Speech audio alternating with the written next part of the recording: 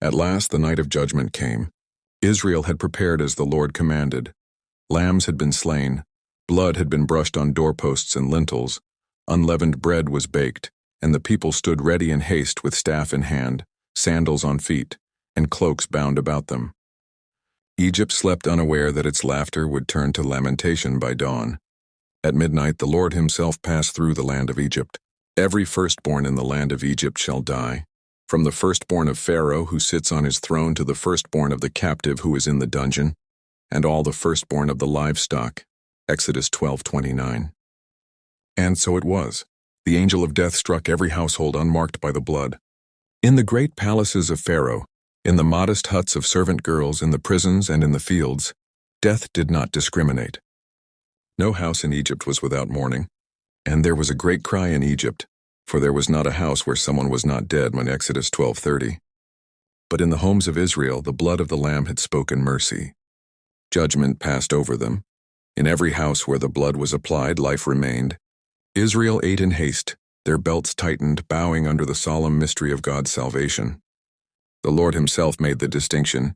Pharaoh, broken in the depth of night, summoned Moses and Aaron. His proud voice now trembled. Up, go out from among my people, both you and the people of Israel, and go, serve the Lord as you have said. Take your flocks and your herds as you have said, and be gone, and bless me also. Exodus 12:31-32. His will, once iron, was shattered. His gods proved powerless, his kingdom brought low. The Egyptians themselves pressed the Hebrews to leave in haste, fearing that the plague would otherwise consume them all. Exodus 12:33. The people of Israel, bearing their unleavened dough wrapped in clothes upon their shoulders, set out as the Lord had foretold. For generations they had labored under Egypt's burden. Now, overnight, they departed in freedom. The scripture notes that about 600,000 men on foot, besides women and children, left Egypt.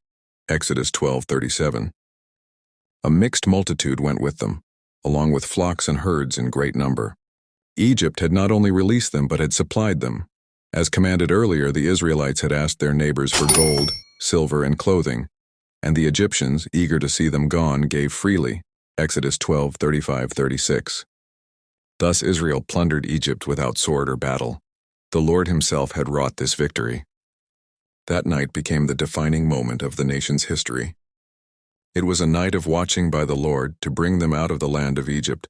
So this same night is a night of watching kept to the Lord by all the people of Israel throughout their generations. Exodus 12:42.